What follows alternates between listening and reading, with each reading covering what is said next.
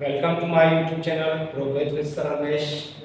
आज जो हम इंटर का बहुत इंपॉर्टेंट टॉपिक ये करने जा रहे हैं। आज जो हमारा टॉपिक है कि गैल्वानोमीटर को हम कैसे कन्वर्ट करते हैं अमीटर में, कि हमें ज़रूरत क्यों पड़ती है कि गैल्वानोमीटर को अमीटर में कन्वर्ट करें। पहली बात ये है, और उसके बाद है कि हम कन्वर्ट कैसे करते हैं, इनका फ़ायदा कौन सा है।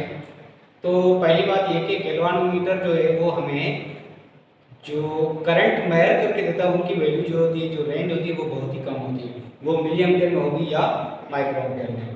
तो जब रेंज बढ़ जाए कि एम्पियर्स में हम करंट को मेजर करना चाहें तो अमीटर जो है वो हमें क्या देता है, उनकी रीडिंग देता है, जो कि एक इंस्ट्रूमेंट है जो क्या करता है, करंट को डिटेक्ट करता है और उसको रीड करके हमें उसकी रिजल्ट देता है। तो हमारा टॉपिक है आज हमारा कौन सा है कि गैल्वानोमीटर को जो है वो कन्वर्ट करना है अमीटर में। पहली बात ये बताइए कि ज़रूरत क्यों पड़ी। ज़रूरत इसलिए पड़ी कि जब हमारे पास रेंज जो है वो गैल्वानोमीटर मिली या माइक्रो एम्पियर में जो करंट होता है वो मेजर करने के लिए यूज़ होता है, जबकि हायर जो रेंज है उसमें हम डायरेक्टली मेजर नहीं कर सकते गैल्वानोमीटर से।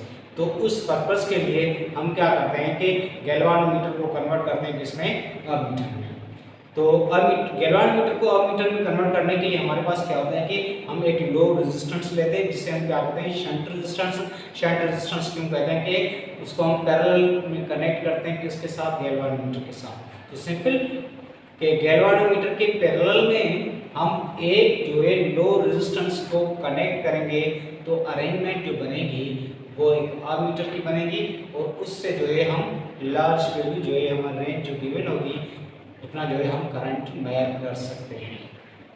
तो आइए जो डेफिनेशन क्या है कि हम कैसे कन्वर्ट करते हैं कि galvanometer is converted into ammeter by connecting a low resistor in parallel with the galvanometer. कि गैल्वानोमीटर के पैरेलल में हम जो है एक लो रेजिस्टेंस को कनेक्ट करते हैं। अब ये हमारे पास जी लिखा हुआ, ये क्या है, गैल्वानोमीटर है। इसके बिल्कुल पैरेलल में जो एक रेजिस्टेंस कनेक्ट किया है उसको लिखा है आरएस। आरएस क्या रिप्रेजेंट करेगा, ये रिप्रेजेंट करेगा शंट रेजिस्टेंस को, जो कि इनकी वैल्यू इनसे क्या होगी, कम होगी।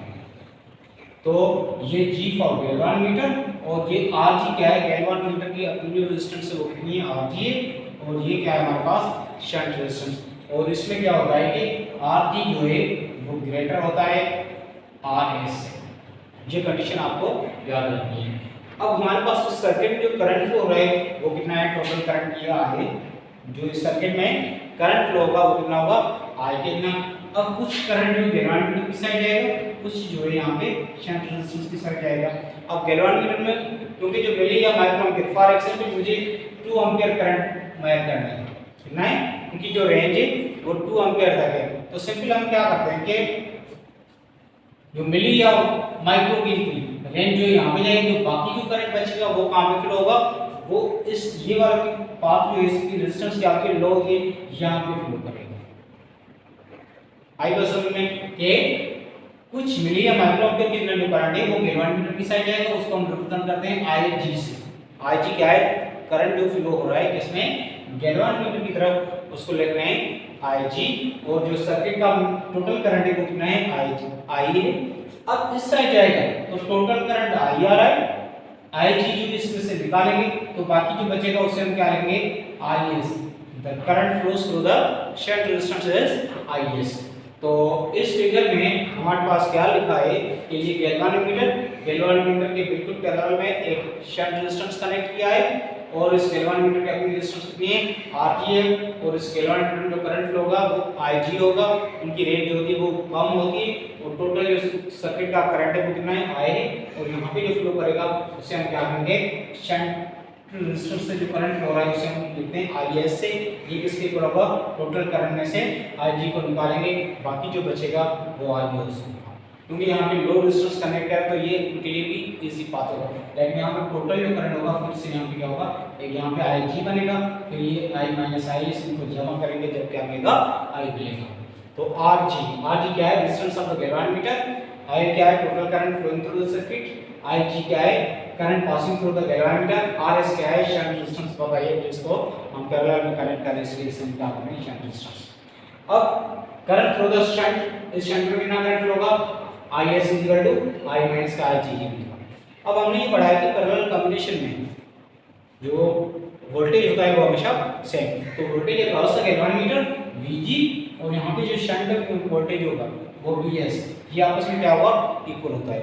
तो in the parallel combination Vg is equal to Vs, जो शंट सिस्टम में वहाँ पे जो पोटेंशियल होगा वही सेम किसमें होगा, गैल्वान मीटर में। सो हम क्या लिख सकते हैं, Vg is equal to Vs।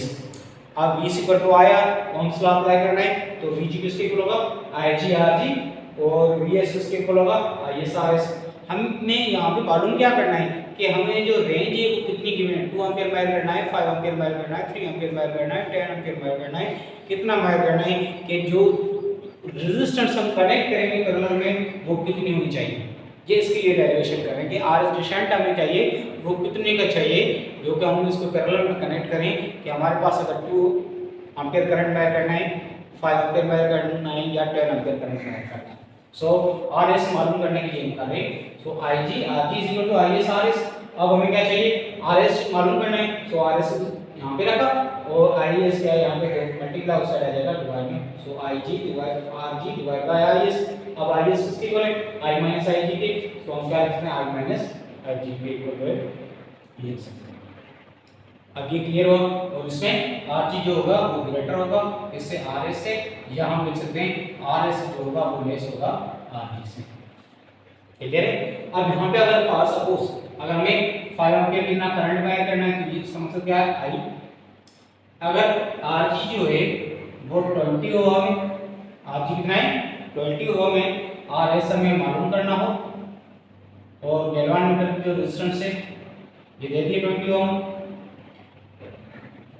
और करंट जो है गैल्वान मीटर में फ्लो रहा है 1 मिली एम्पीयर के,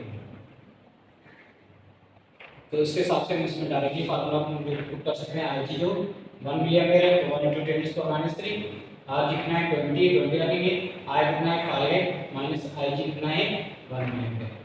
ठीक है, तो ये वैल्यू पुट करके हम आर एस जो है मान कर सकते हैं। अब कभी कभार इसमें ये पूछा जाता है कि जब हमें रेंज जो है बढ़ानी है, क्या करनी है, रेंज जो बढ़ानी है कि फॉर एग्जाम्पल आर एस की वैल्यू एक फिक्स रखी, क्या हम फॉर एग्जाम्पल 5 एम्पीयर के लिए मान ली, अगर 10 एम्पीयर की मेजर करें, ये आपकी जो R S R G 20 R S में मालूम करना है, आई जी कितना ही, तो अब अगर इसकी रेंज को हम क्या करें, इंक्रीज करें, फॉर एग्जाम्पल अब 10 एम्पीयर मेजर कर रहे हैं, ये सेमी, तो सिंपल आर एस की वैल्यू क्या होती जाएगी, डिक्रीज होती जाएगी, और इसकी वैल्यू क्या होती जाएगी, डिक्रीज होती जाएगी, कि इसकी जो रेंज बढ़ाने के लिए ये बहुत ही इंपॉर्टेंट है। और किसी भी सर्किट में करंट मेजर करने के लिए या तो ऐसे यही लिखा होता है। अब किसी भी सर्किट में करंट मेजर करने के लिए अमीटर को कैसे कनेक्ट करते हैं, तो सिंपल हम क्या करते हैं, पहले सर्किट को ओपन करके वहाँ पे क्या लगाते हैं, नोब लगा लेते हैं कि वो इसमें बन जाए सीरीज में, क्या ammeter is connected in a circuit in series to measure the electric current.